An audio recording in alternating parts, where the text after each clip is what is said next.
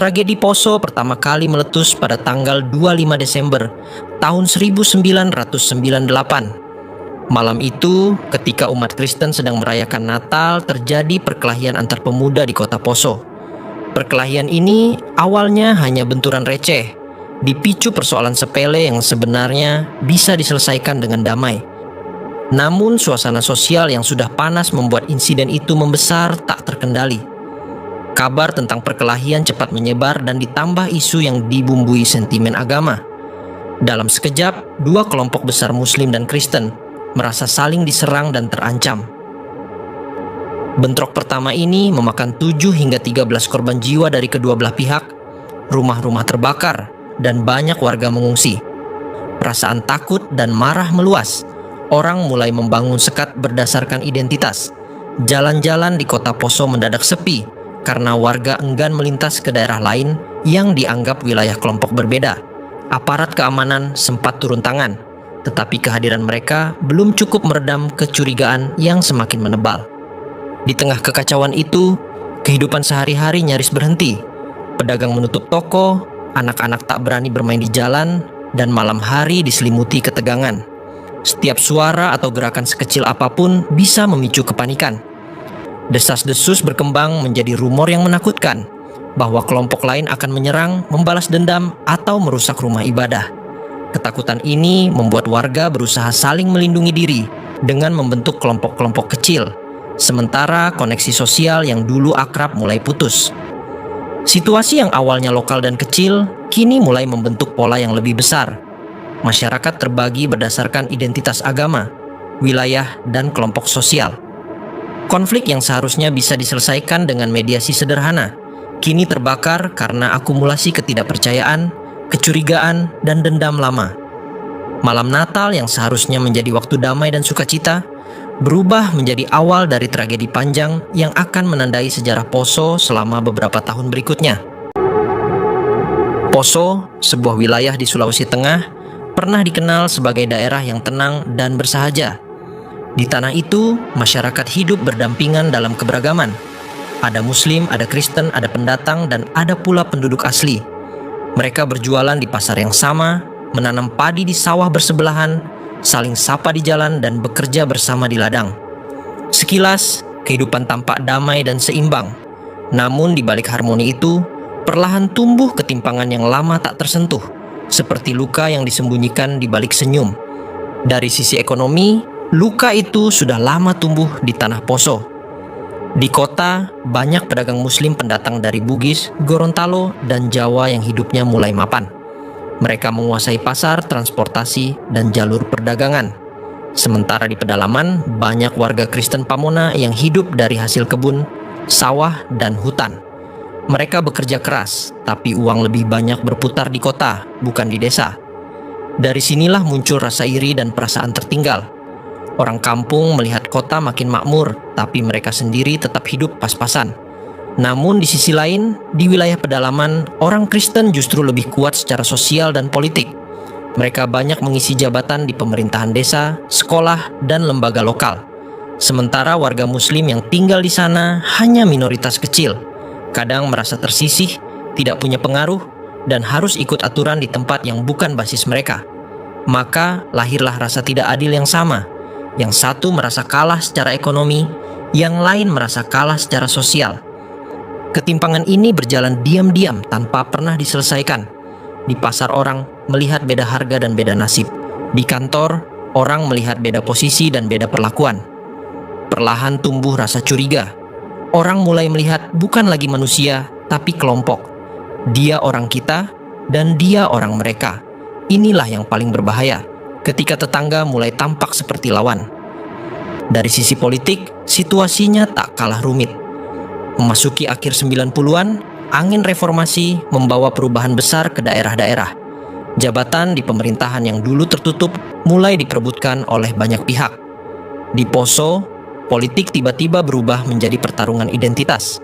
Setiap kubu ingin menunjukkan kekuatan, bukan karena kemampuan, tapi karena merasa ini saatnya orang kami berkuasa. Perebutan jabatan kepala daerah, camat, hingga pegawai negeri mulai diwarnai isu agama dan kelompok. Ketika satu pihak menang, pihak lain merasa dikhianati. Ketika satu kelompok mendapat jatah lebih banyak, muncul kecurigaan dan tudingan pilih kasih.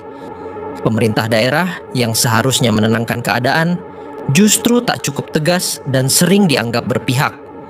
Maka politik yang seharusnya mempersatukan malah memperdalam jurang perpecahan. Dalam situasi yang tegang seperti itu, bara mudah menyala. Isu kecil bisa membesar jadi pertikaian besar. Ketika sebuah perkelahian kecil pecah di akhir 1998, banyak yang tak menyangka bahwa itu akan menjadi titik balik sejarah Poso. Dendam lama dan kecemburuan sosial berubah menjadi amarah terbuka. Rumah dibakar, desa hancur, nyawa melayang. Padahal akar masalahnya tidak sesederhana perkelahian itu. Semua berawal dari ketimpangan ekonomi yang dibiarkan, perebutan politik yang tak adil, dan rasa saling curiga yang tak pernah dihapus. Poso akhirnya berdarah bukan karena perbedaan agama, tapi karena luka sosial yang terus dibiarkan menganga, sampai akhirnya meledak menjadi tragedi yang memilukan. Pada 2 tahun berikutnya, tepatnya pada April tahun 2000, Poso sudah berada di ambang ketegangan yang mencekam. Kehidupan sehari-hari tampak berjalan normal di permukaan, tapi di setiap sudut desa dan jalanan, orang-orang hidup dalam bayang-bayang ketakutan. Di kampung Muslim dan Kristen, warga membangun pos-pos penjagaan sendiri. Senja yang biasanya membawa damai, ini diwarnai suara langkah berjaga dan tatapan curiga. Setiap orang menimbang apakah tetangga yang lewat akan menolong atau menyerang. Di hati masyarakat, dendam lama dan rasa ketidakadilan mengendap, menunggu percikan yang bisa menyalakan seluruh kota.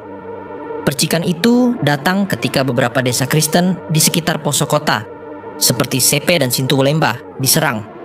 Api menyebar cepat, menelan rumah-rumah dan harta benda. Penduduk lari ke hutan, membawa sedikit pakaian dan kenangan. Suara teriakan bercampur asap dan bau hangus membakar suasana, meninggalkan ketakutan yang mendalam. Tidak lama kemudian, desa-desa Muslim seperti Kayamanya dan Toyado menjadi sasaran balasan. Dalam hitungan hari, Poso berubah menjadi medan kehancuran. Kali ini, kekerasan tidak lagi spontan. Setiap kelompok mulai terorganisir. Warga membentuk barisan pertahanan untuk melindungi keluarga. Sebagian membawa senjata, sebagian lainnya hanya dengan alat seadanya. Niat mereka sederhana, yaitu bertahan hidup. Namun, dalam keadaan yang panas dan penuh curiga, pertahanan sering berubah menjadi serangan. Di tengah kebingungan itu, ada juga pihak luar yang datang dengan niat membela saudara seiman. Mereka ingin menolong, tapi kehadiran mereka tak terkendali, justru menambah ketegangan dan memperlebar medan pertempuran. Hari demi hari, bentrokan merembet ke desa-desa lain. Rumah dibakar, sekolah hancur, dan ribuan orang mengungsi. Jalanan dipenuhi puing dan bau asap. Anak-anak yang sebelumnya bermain di halaman kini menatap kosong ke langit malam, mencari keamanan yang tidak ada. Ibu-ibu menjerit ketika mencari anggota keluarga yang hilang. Semua orang hidup dalam ketidakpastian. Tidak ada lagi batas jelas antara pelaku dan korban. Akhirnya, konflik Poso mencatat lebih dari 1.000 nyawa melayang.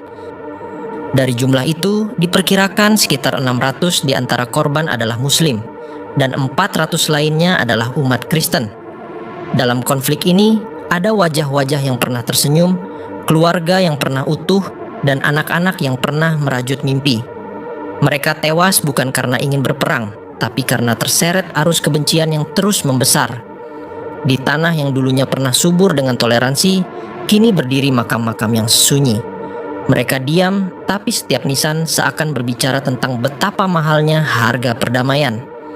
Di antara sisa-sisa reruntuhan masjid dan gereja yang dulu dibakar, ada pelajaran besar yang seharusnya membuat siapapun menundukkan kepala, yaitu tidak ada pemenang dalam perang sesama anak bangsa. Kebencian yang dipelihara akan melahirkan neraka di bumi. Tidak ada agama yang memerintahkan pembunuhan atas nama iman, dan tidak ada keyakinan yang menuntut balas dendam dengan darah.